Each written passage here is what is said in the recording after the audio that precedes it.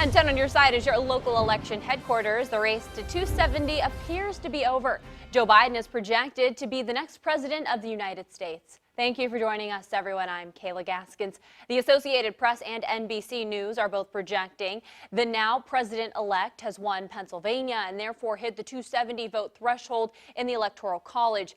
President-elect Biden also carried Arizona, Wisconsin, and Michigan on his path to the presidency, flipping states that President Trump had won in 2016.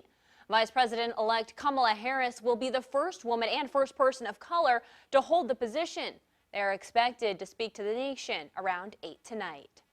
And Biden's victory came after more than 3 days of uncertainty as election officials sorted through a surge of mail-in votes that delayed the processing of some ballots.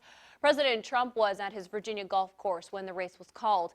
In a statement from his campaign, he promised legal challenges seeking to overturn the outcome of the race for the White House. In a statement after news outlets called the race, President Trump says his campaign will prosecute its case in court to, quote, ensure election laws are fully upheld and the rightful winner is seated. In a tweet this evening, President Trump again alleged there was misconduct in the vote counting but provided no evidence. And in the last week, the Trump campaign has alleged widespread fraud and misconduct in the election. The president's personal lawyer, Rudy Giuliani, suggested today there was fraud with some mail-in ballots in Pennsylvania. He claimed there are 50 poll workers willing to testify in court about various obstructions during ballot counting in Philadelphia.